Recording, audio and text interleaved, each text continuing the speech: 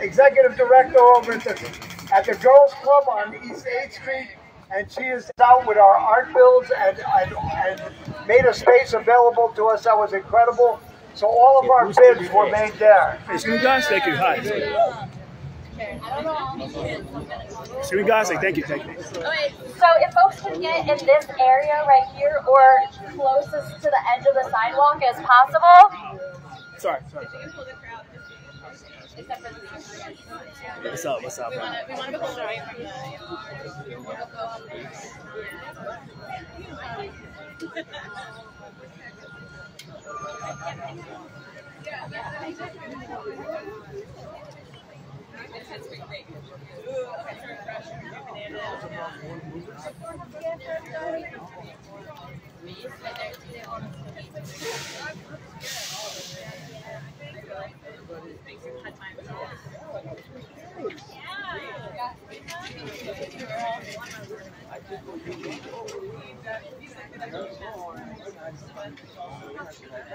We're getting started.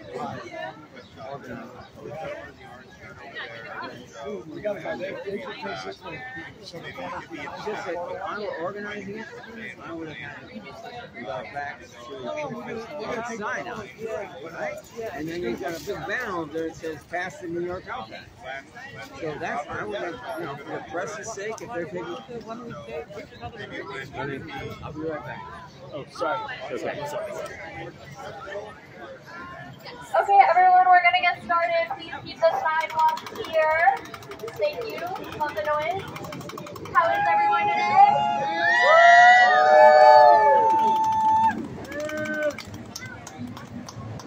Need a cheer. One moment, logistics. Because they're in the picture to get past me and Mount Sinai.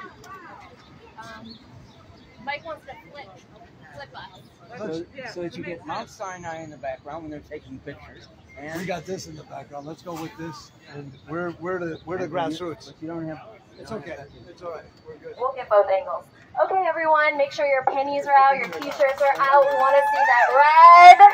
We're going to try this again. How are we today? Come on, guys, a little bit more. I need to feel the energy. How are we today? Do we want health care for all? Yeah. When do we want it? Amazing, but we're going to have to work on that as we go along, guys, because I'm going to need to hear a little bit more from you. So my name is Sarah Bachu. As our colleague Earl mentioned, I am part of the Lower East Side Girls Club in my day job, but what brings me here is being a part of DSA's healthcare working group and the amazing work that we've been doing over the last 2 years with our partners here to do this amazing bike ride and rally.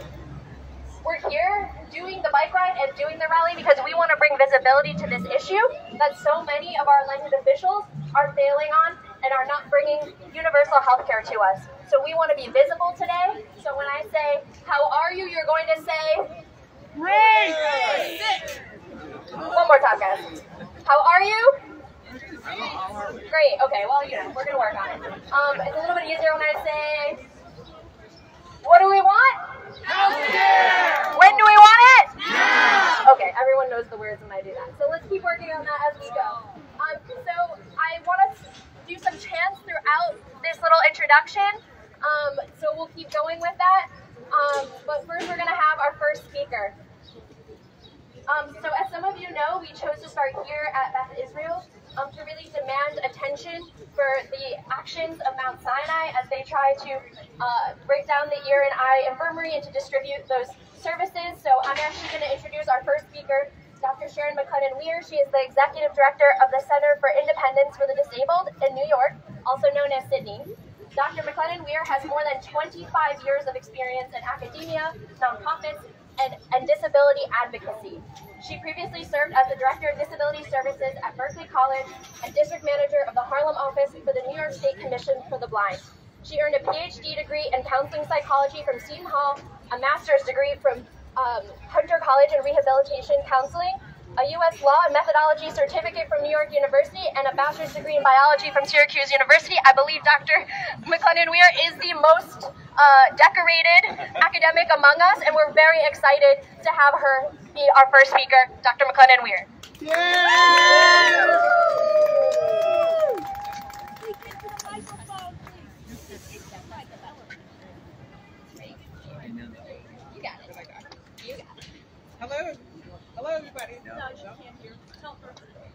Hi, can you hear me? No.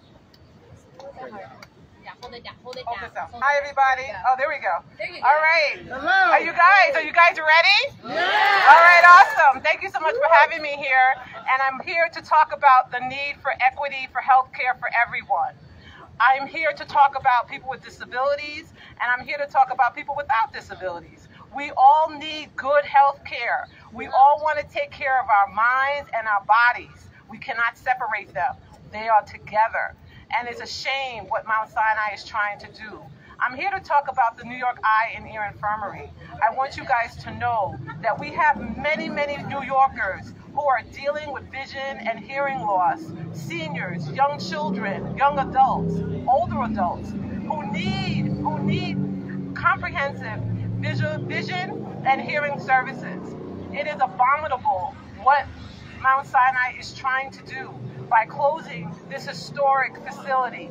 We need to advocate. We need to make sure that this institution, who have worked to save many, many people that have vision loss and hearing loss, we need to ensure that the services are still in this community for many New Yorkers who want to come here. We need to know that healthcare is universal for everyone. Why can't we have that in New York? Governor Hochul, hear us, hear us. We want healthcare now. We want healthcare now. We want healthcare now. It affects all people. May you be black or white. May you be rich or poor. May you be gay or straight. May you be Christian or Jew. We want all healthcare now. People, wake up, advocate. If they take away your healthcare, they're going to take away other rights. It is so important, especially for women. We talk about reproductive rights. I won't get into that right now, but that is also on the line. We talk about health care for every single person. And it's important to know that this is not just about people with vision and hearing loss. This is about every New Yorker who needs to get good health care. So please, let's ride today. Let's go and cheer and keep talking and keep advocating because it matters for all. Thank you so much and have a great ride. Thank you, Dr. Sharon. And as Dr. Sharon reminded us, we need to be heard. We need to be seen today. So we're going to do a little chant in a moment, but first we're going to have another esteemed colleague speak. This is Mike Schweinsberg. He is the president of the 504 Democratic Club. It's the nation's first and largest Democratic club focused on the civil rights of people with disabilities. If you don't know him, he is a community leader here in this neighborhood, and he is also the president of the 8BCD Block Association, vice president of the Carmen Pavone Garden, a beautiful garden everyone should visit, and a community partner for the NCOs of the 9th Precinct, and a monthly overnight volunteer for the local homeless shelter. He will be reading from a letter which will be sent to the governor and the commissioner of health. After he reads it, a small delegation will be walking over to deliver it to Mount Sinai. Somali.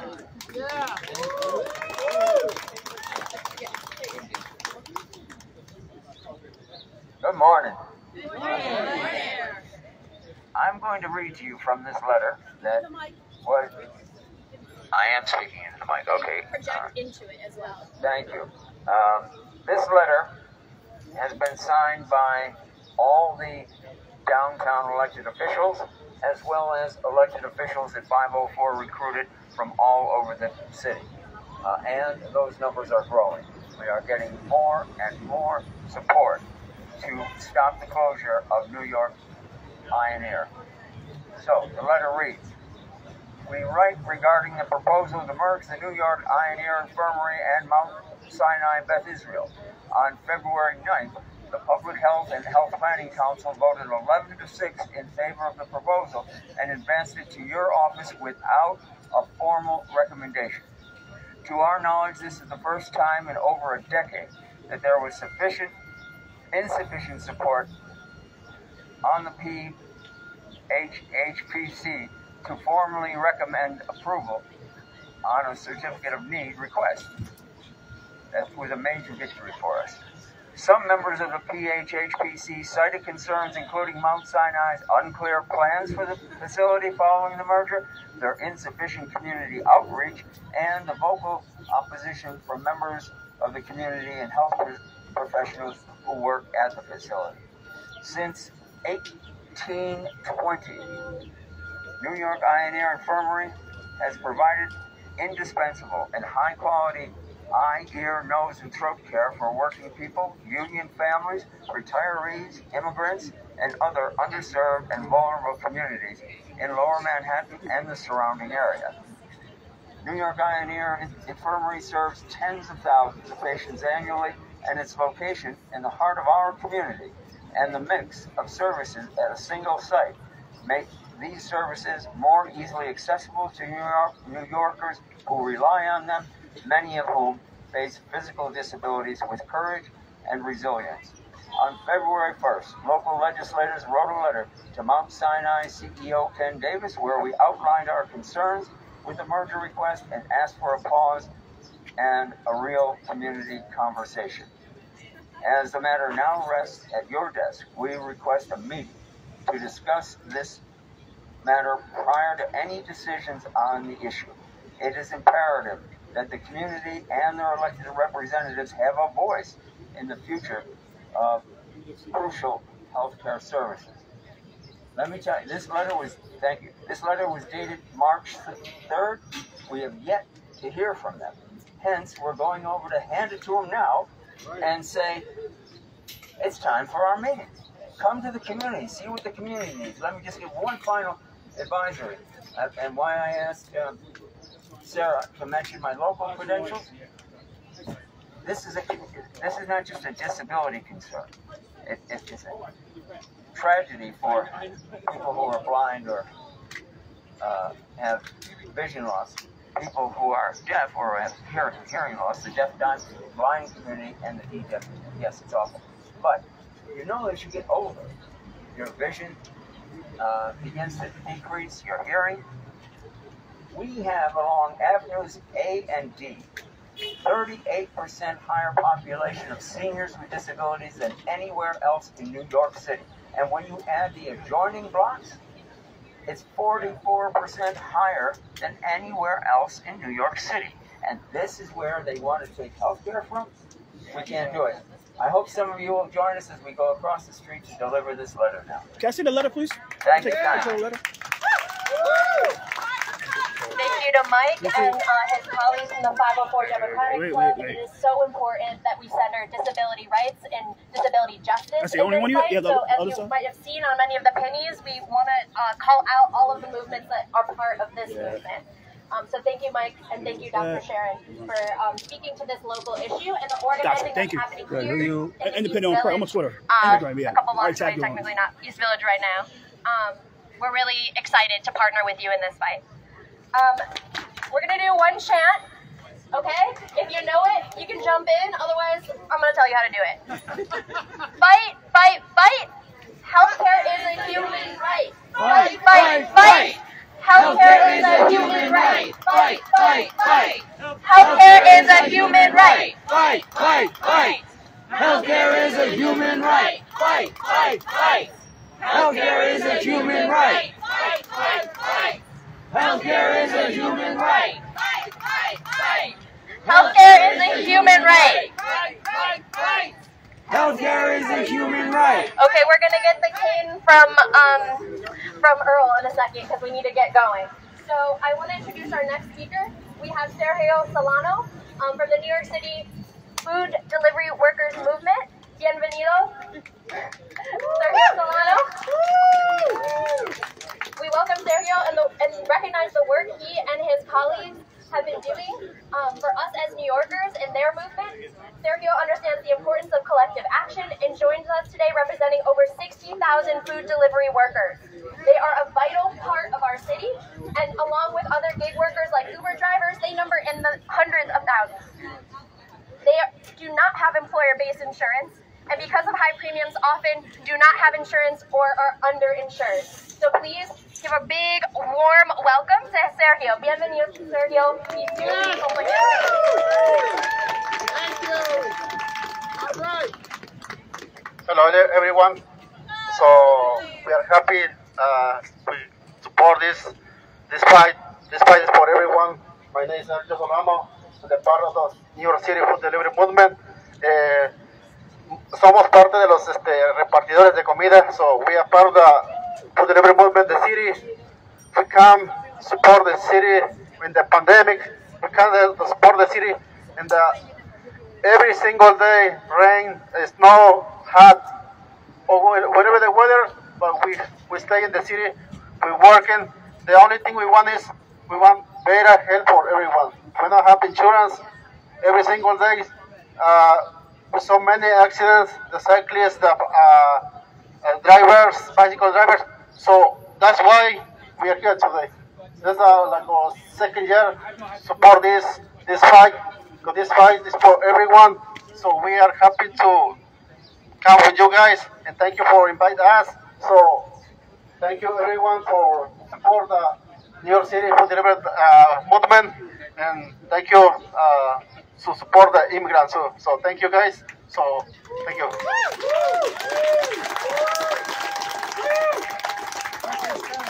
Gracias a Sergio y las deliveristas. Okay, we have to do a chant in honor of our compañeros. Everyone knows the people united will never be defeated, yes? Okay, we're going to do it en español. Al pueblo unido. Jamás será vencido. Al pueblo unido. Jamás será vencido. Al pueblo unido. Jamás será vencido. Al pueblo united will never be defeated. The people united will never be defeated. Amazing. Okay, I know Earl is giving me the love. We have one last speaker. This speaker, Peter Pacheco, is a registered nurse and a delegate in the New York Nurses Association. For those of you who don't know, the nurses are leading this fight right now.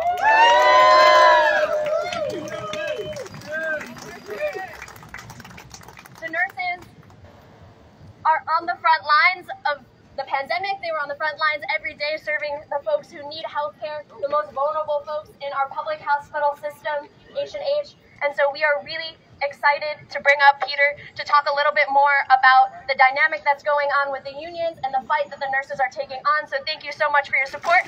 Peter, where you go? Oh, amazing. Here's Peter. Good morning, everybody. It's a beautiful day for a bike ride, right?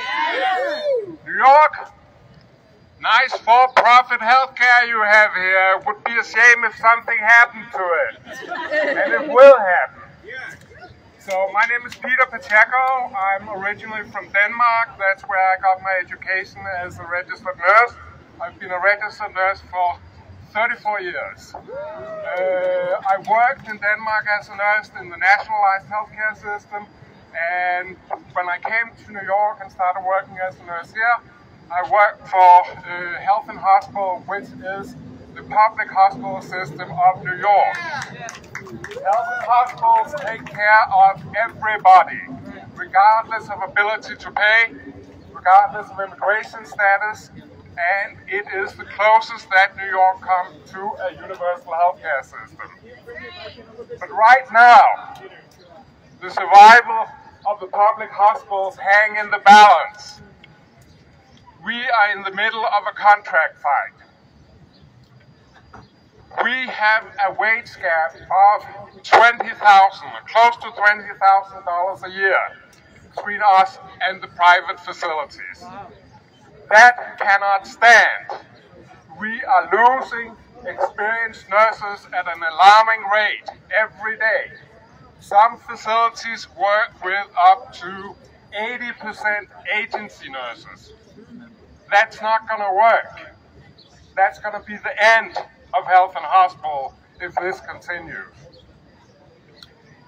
The fight for the New York Health Act and for our contract are intimately linked, because the survival of the public hospital system ultimately depends on ending for-profit health care in New York, which we will do together. It's going to be a big fight, an epic battle. We're going to be up against politicians who are bored, corrupt union leaders that is selling out their members and giving away their members' power because they insist on tying healthcare to their employment. 30 years ago, nurses from my union, New York State Nurses Association, introduced the idea of single payer to Senator Gottfried. And we've been working on it since, and we are not going anywhere until it is done. They might have all the money, but we have something better. We have each other. And we are many, they are few. So, what you need to do after this bike ride, and think about that as you're riding along, you need to get one more person to join us. You need to educate them, because that's ultimately what we have to do. We have to educate each other. And once that is done, we will get New York Health Act enacted.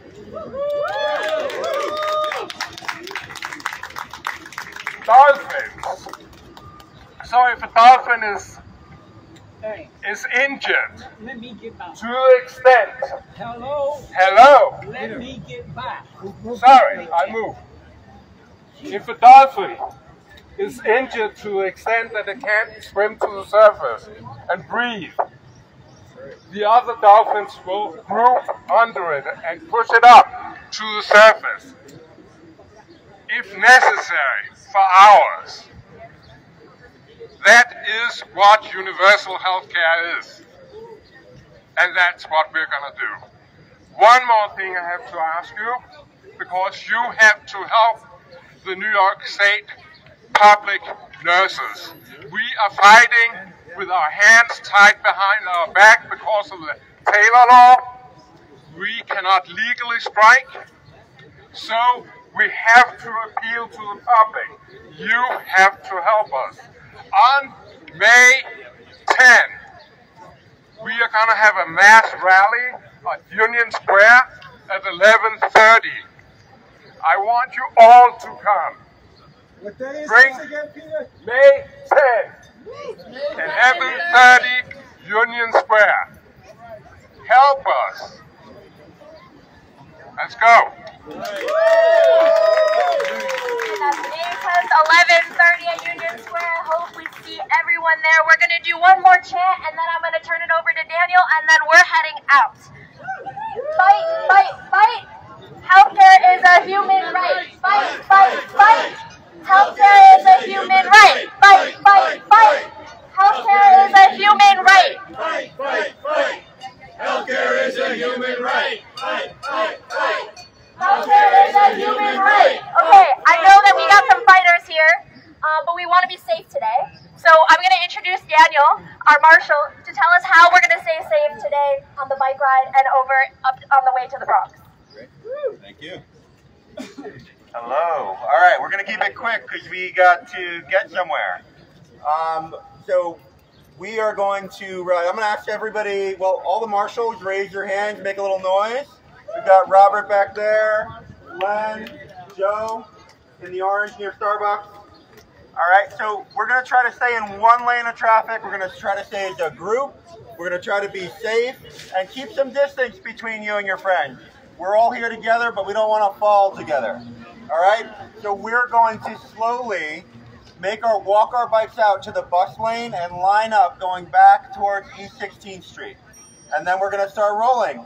And what else? We need some chant leaders, right? Do we have any designated chant leaders?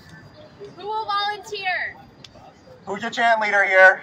Necesitamos un voluntario. I need someone to step up and lead the chant. Earl's going to do one, but can someone else partner with Earl? Okay, Danilo is in. Earl, Danilo, like always. Okay. Please be visible, be heard, be seen. Let people feel the power today, okay? Woo! Okay, and stay safe.